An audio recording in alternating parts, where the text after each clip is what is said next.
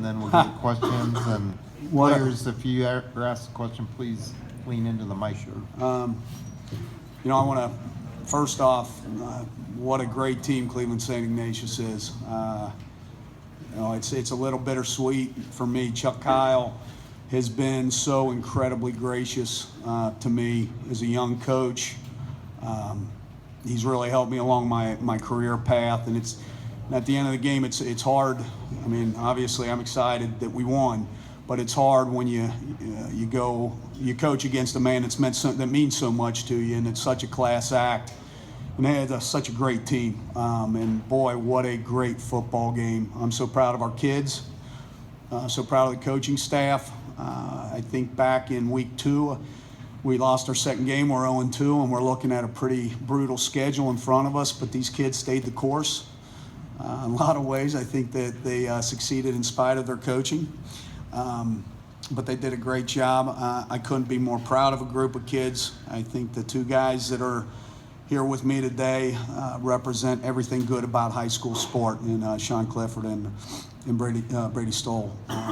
But I'm just kind of a little surreal right now when you finish the season 5-5 and everybody's looking at you sideways and wondering how you're sneaking into the playoffs. And now we're sitting here as state champions at 10-5. It's been an unbelievable year, and I'm just kind of stumped right now.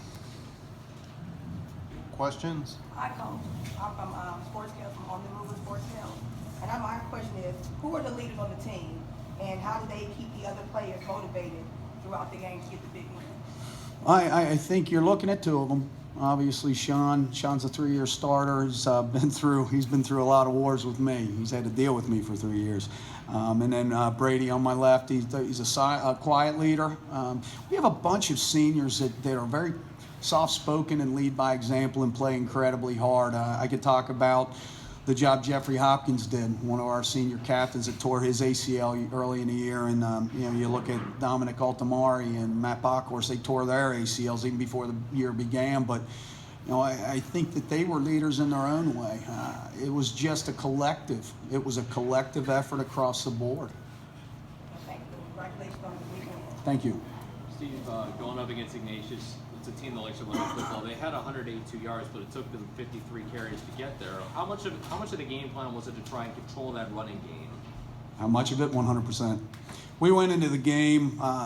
We were going to put 8 in the box. At times we were putting 9 in the box. They're so big and physical that we knew we were going to have to move, so we did a lot of movement up front. But that was the entire game plan. We felt that if we could neutralize, you're not going to stop that offensive line. If we could neutralize the run game and take away the vertical passing game, that's what they hurt us with week 1. And we repped Mike Bellama and Jake Broadbeck, my secondary coaches, did an unbelievable job of working the vertical routes off of play action pass this week. And I think everything we wanted to accomplish defensively, we were able to accomplish tonight. It seemed like the offense struggled a bit in the first half. Second half, you guys obviously picked it up. Was it a matter of just you getting comfortable into the game, or what kind of adjustments did you make to get it going? I would say kind of both. We had to make a good amount of adjustments at the halftime, and we just had to play a little bit differently than we had the first game that we played them. But yeah, we just had to come out in the second half and catch up to speed a little bit because we were playing a little slow. Steve, throughout the playoffs, you said that my guys played hard but not smart. Did they play smart tonight? You know what? That's a great question, Ray, because I have to watch the film yet, but I didn't see us with the ball first and goal on the 1 and then blink and it was 3rd and goal from the 34. So I'm thinking that this was about the cleanest game that I think our guys have played this year, and I'll have to watch the film to check, but that's a great question, and they do play. You see how hard our kids play. This guy on my left, he's a warrior. But we'll have to see. I think we did. I think we finally played a smart game, Ray.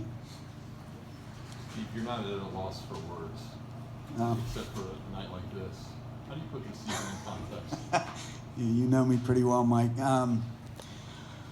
I think this has been the most frustrating year and the most fulfilling year that I've ever been a part of. Frustrating from the standpoint of all the injuries and all the adversities, but so incredibly fulfilling because of how hard these kids played, how hard the coaches coached.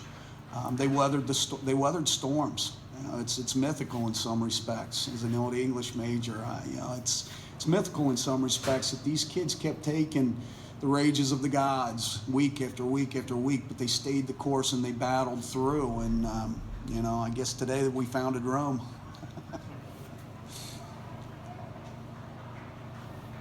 Any more questions? Randy, what does it mean to you to be state champion?